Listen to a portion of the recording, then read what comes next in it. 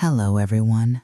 Welcome back to Slow English Stories, the channel where you can improve your English through meaningful and simple stories. Today's story is called A School Without Walls. It's about a teacher who teaches children in a very special way, not inside a classroom, but outside in the real world. So, sit comfortably, listen slowly, and enjoy the story. Chapter 1. The Village Without a School. In a small village surrounded by green hills, there lived a group of children who loved to learn.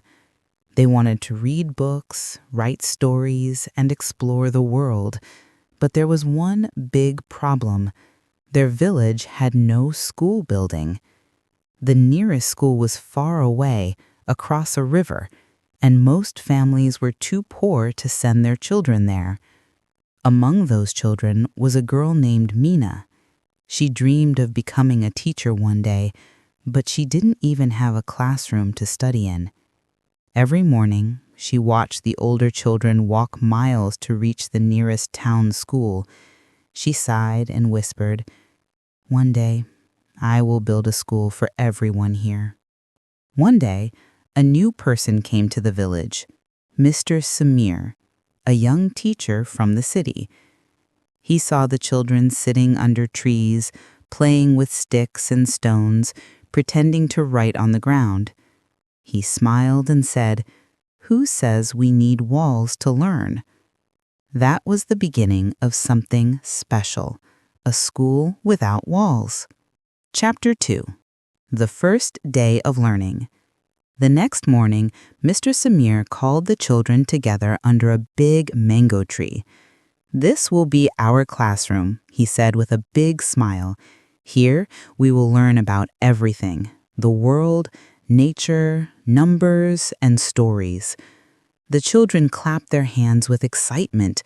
They couldn't believe school could be so close and so fun. Mr. Samir used simple things around them as teaching tools. He used leaves to teach counting, stones to teach shapes, and clouds to explain weather. He said, "Learning is not only in books, it is everywhere, in the wind, in the river, in the trees." Mina was amazed. For the first time, she understood that knowledge could come from life itself. Parents in the village were surprised too. They saw their children coming home happy, talking about plants, animals, and the stars. "They didn't know learning could be like this," said Mina's mother. "Maybe school doesn't need walls. Maybe it just needs a good teacher and curious minds." Chapter 3.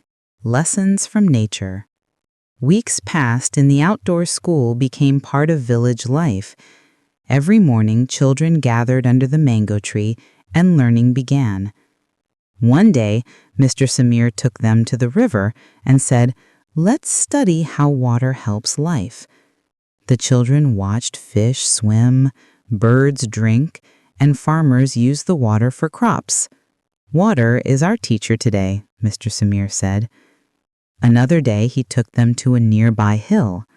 From the top, they could see the whole village, green fields, small houses, and shining rivers. "This is geography," he explained. "You don't need maps to learn about your home. Look around. The world is your book." Mina wrote in her small notebook, "Learning is everywhere, if you have open eyes." Mr. Samir also taught kindness and teamwork. When one child dropped his pencil, another picked it up. When a girl couldn't read a word, Mina helped her. Slowly, the children became not only smarter, but kinder. Their hearts grew as much as their minds. Chapter 4. The Challenge. One rainy season, a big storm hit the village. The mango tree fell, and the ground turned muddy. The children were sad. "Where will we study now?" Mina asked with tears in her eyes. Mr. Samir looked around and said gently, "Our classroom may be gone, but our school is still alive, because our school lives inside us." he led the children to a dry barn near the fields. They cleaned it together, brought old mats, and made a new classroom. "This is what hard work and hope can do," Mr. Samir said proudly. The children learned that education was not about buildings. It was about the spirit to continue learning, even when things were hard. A few weeks later, people from a nearby town heard about this school without walls. They came to visit and were amazed. "These children speak so well. They know so much," said one visitor. Mr. Samir smiled and said, "They learn with their hearts. That is the best education." Chapter 5. A Dream Comes True. Years passed and Mina grew up. She never forgot Mr. Samir or the days under the mango tree. She studied hard and became the first girl from her village to go to college. When she returned years later, she had one goal: to build a real school in her village for every child to learn. With the help of the villagers and her savings, Mina built a small building near the same place where the old mango tree had stood. On the first day of school, she placed a sign above the door: "The School Without Walls." It reminded everyone that learning had started under the open sky, not inside a classroom.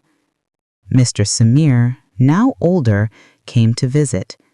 Tears filled his eyes as he saw children reading, writing, and smiling. "You did it, Mina," he said softly. Mina smiled and replied, "No, teacher, we did it. You taught us that walls don't make a school. People do." The sound of laughter and learning filled the air. The spirit of the old mango tree was alive once more. So, dear listeners, this story teaches us something beautiful. Learning doesn't need walls, fancy books, or rich classrooms. All it needs is curiosity, kindness, and a teacher who believes. Education is not a place.